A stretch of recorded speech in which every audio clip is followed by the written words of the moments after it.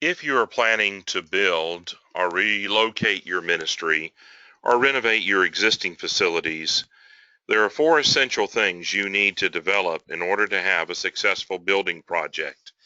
This is step 2 of the 4-set videos that we have produced so that churches could plan well and be able to move their ministries forward. The second essential is that you need to create a competent plan.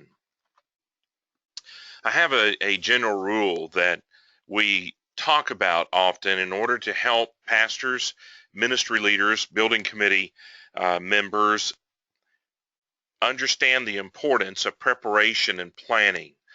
And here's the same: proper preparation, planning, and processes prevent poor performance and permit prosperity. We preach this over and over again and teach it regularly in order to help church leaders understand the weight of proper preparation and planning, and then developing processes that are going to help you succeed. Don't you want your church to prosper? And your building is a tool that God can use to prosper your efforts to fulfill the Great Commission. So we're going to talk to you first about, we all should follow a particular biblical directive when it comes to creating a competent plan that everyone can buy into and understand how this is going to work. So you must count the cost to determine what you can afford to spend on your project. Luke 14:28-32 may serve as a good platform to launch this exercise of counting the cost. If you remember in that passage, Christ is teaching that a person, all of us, need to count the cost of following him, of discipleship. He gives two illustrations. One is a man who goes to build a tower, a house, a building, and does not count the cost correctly, gets the foundation poured, cannot finish the project, and is ridiculed. The second is a king or a general who is looking to go into battle and must count the strength of the enemy and his own strength to be able, or to be sure that he can defeat the enemy, or he goes to make peace. Both of these illustrations, in the way that they're worded, can apply to our creating a competent plan, both in making certain we have enough money and we have enough strength to be able, resources, to be able to complete the task in a good way, that it won't damage our army, so to speak. So you really need to answer 4 key questions, and here they are. Number 1, how much money can you borrow? Number 2, how much money can you raise? Number 3, how much money do you have on hand? Now, banks are loaning 2 times your annual income, maybe up to 3, and that can be regional and it can be seasonal. And I don't quite understand everything that is going on with the banking industry, but you need to nail that down with a letter of commitment from your lender of choice in order to verify how much you can borrow. How much you can raise if you were to do a campaign yourself. So the pastor, maybe he picks some leaders, a couple to head it up, and you do a banquet and raise your own money. The national numbers are around 60% of your annual giving, up to 1 time your annual giving. When the churches choose to engage with a capital stewardship consultant, those numbers go to 1.5 to 2 times your annual giving. Now, let me say something to you. I have seen capital stewardship consultants used to raise 3 times, 4 times, 5 times, and once 6 times the annual giving of the church. But you do not put that in your game plan. That should not be a part of your competent plan. And so, because you can't plan on that, the average is 1.9 to 2 times your annual giving. And then you need to look at how much money you have on hand in your budget, in your bank, that you can use, that you can dedicate to your project. Then you're going to subtract from what you can borrow, what you can raise, and how much money you have on hand.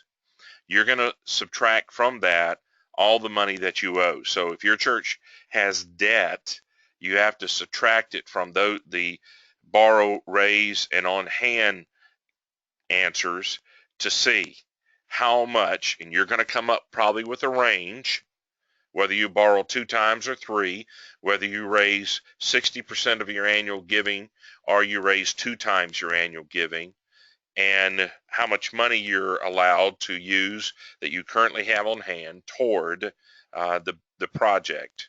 So you're going to come up with a range. Now, you've got to apply some wisdom here. And please listen to me very closely. This is important. Just because you can borrow a certain amount of money doesn't mean that the Lord wants you to. You really need to develop a strategic ministry plan, an overall master ministry plan, to help you determine how much you should invest in your next project. Because just because you can borrow or you could spend $1 million doesn't mean that God wants you to. You don't want to cripple your ministry for some years to come because you overextended yourself. So don't over-obligate yourself financially. Stay within your plan. Protect the future of your church in ministry. Apply godly wisdom to your financial capabilities. There are 2 budgets that you ought to create, and so consider, if you would, creating 2 budgets. The first one is your construction budget, and the second one is your maintenance of your new building after it's built. You need to do both of those, and let me explain to you why. It is one thing to be able to afford a new building. It is another thing altogether to be able to afford the cost of maintaining that new building. And so you need to look at not only how you can get into the building, but can you afford it? Let me give you an example. If someone walked up and gave you a 6,000 square foot home and the property taxes were $6,000 a year and the heating cost was $800 a month and the insurance on the thing was $3,500 a year, and I'm just making up numbers. Just because they gave it to you, you got it cheap, right? Doesn't mean that you can afford to maintain it. And it's the same thing with church buildings. And often this is overlooked. So we're going to talk about this for a minute so you can understand how to lead your people to realize that you're really developing a competent plan that they can take confidence in and follow your leadership with it. So you need to really count the long-term cost of a building. So that's what we're going to do. Research shows that the cost incurred over the 40-year lifespan of a facility, a commercial facility, can be divided into 3 categories: the cost of designing and building it, the financing cost, the interest you pay, and maintenance. Well, let me ask you to do this. Guess which category consumes the lion's share of your money over the first 40 years of the life of your new building? What do you think it is? Design and construction, financing, or maintenance? Well, the answer is maintenance. To the tune of 70% of the overall cost of the 3 categories, maintenance is by far the biggest expense you have in the 40-year life of your building. Design and construction takes about 15%, and the financing cost is about 15%. Those numbers ought to help you to develop a competent plan. Now, let me talk to you about these budgets. We talked about a construction budget and a maintenance budget. So let's just look so you can get an idea of how to count the cost when you look at the components that normally make up a construction project. There are design costs: architect, engineers, mechanical, electrical, plumbing, and structural, civil engineers, perhaps audiovisual lighting engineers, interior designers. Those are all design costs. Then there's site work. That's all the work that is done on your grounds to get it ready to park on, walk on, use the utilities, the grading, the removing of debris, the moving of rocks and boulders. It's getting the ground ready. It's everything outside of 5 feet from the walls of the building. That's site work. Construction is the new building, the new facility, the structure. Then you have fixtures, furnishings, and equipment that are going to go perhaps on the campus with playground, but inside with your seating for worship and your pulpit furniture and the equipment that you're using, and all the way through your building. Then you have pre-construction cost. That's permitting and perhaps some management that is going on, and your interest on your construction loan. Those are all pre-construction costs. Then contingencies. Contingencies are funds or money that you set aside in the budget, maybe 5%, sometimes it's 10 and 15. It really depends on the particular each project, how much money you set aside for unplanned, unforeseen, unexpected expenses. And if you don't put those in there, you can run no margins on your budget, on your planning, and get a whole lot in trouble. So just understand that there are going to be unforeseen expenditures while you're building your building. If it applies, you have a category of land purchase. These things need to be considered when you're coming up with a competent plan to plug numbers in there. And if you want to engage with us, we'll help you go through all this and develop your competent plan for your church. Now, maintenance budget.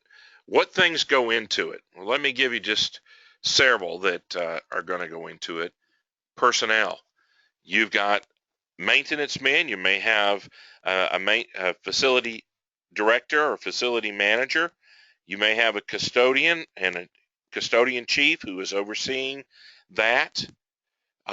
You may have a lawn company that does lawn maintenance and landscaping for you. You may have guys, if you're in the north, that plow the snow. So you can have services. I mean, just think of everything it takes to keep up your 2-acre or 20-acre or 200-acre campus and the personnel that are involved. You'd better be thinking through what that's going to cost you when you build that new building or renovate your existing one or relocate or even go multi-site and end up with a couple of campuses. So when you look at this, let me give you one thing not to forget about. Let's say that you went and built a children's space for ministry. Have you taken into account not only your facility personnel, but what about your ministry personnel, your ministry staff? You don't want to forget about them. You want to make certain that they're included. And sometimes when we do this, they build a building but don't really think through what their ministry design is going to require when it comes to full and part-time staff. Think about your personnel when it comes to maintaining. Are you going to have to hire more people or make the ones you've got full-time? The second one is mechanical.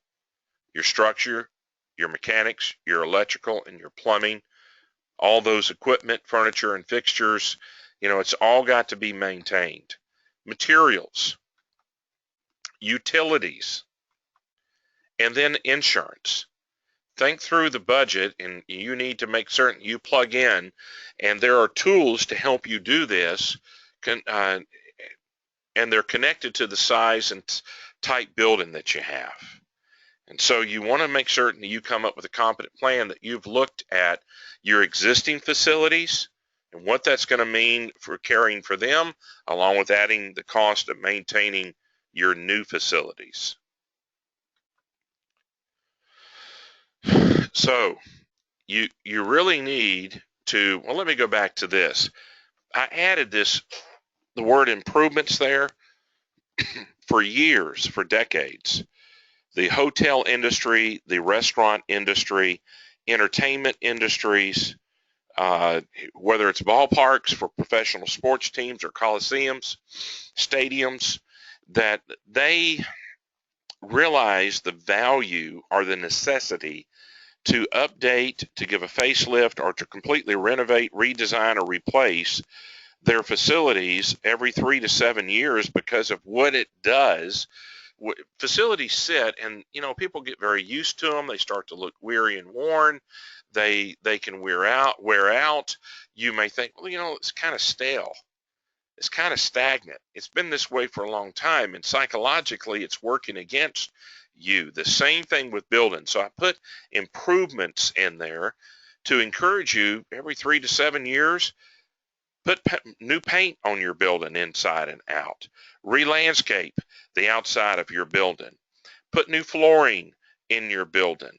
Maybe some new hardware. Maybe change and keep up with technology. But to make improvements, that's all included as part of the 70%. Now, doesn't everyone know you need to prepare well to succeed? That means on the front end, you need to prepare well and plan well so you can design well and then build well and then maintain it well. But it all starts with preparation and planning. And those are two separate phases in my thinking. Now, you must perform due diligence on the front end of your project to help people see a competent plan for building. So, what is step 2? Step 1 dealt with creating a clear purpose, communicating a clear purpose. But step 2 in the essentials is develop a competent plan for your project. Well, I'm Marshall Shannon, Ministry Design Coach, Pre-Construction Navigator. You can go to our online training website, Ministry Design Training, where you can really dig into this. What I'm giving you here is just the tip of the iceberg, both for preparing to build at construction, design, and ministry. And we have a second website that we provide blogs weekly and books with book reviews to help you move your ministry forward without spending any money. Our office number is here, and our cell number. We'll be happy to talk with you and help you apply what you're learning today for the 4 essentials for any successful building project. We want you to have that and be able to advance your ministry. So we want you to be able to have the right motives in your building, and we want you to start some movement toward moving your ministry forward and gain momentum. And proper planning will help you do that. Because if you take congregations in our country, they are normally broken into 4 groups. The early adapters who accept the recommendation for change, in this case, a new building to be built or renovating existing or relocating. The second group, or the normal group, you use your leadership and the early adapters to convince the normal adapters, which is about 50% of your congregation normally. The third group are the late adapters, and they take everybody else, the normal, the early, and your staff, to convince them to come around that this change really is needed and that you've got a good plan, that you can do this. And then the last group are the never adapters, and it's said that they're never going to accept the change. I trust the Lord to give you wisdom as you plan ahead for your building.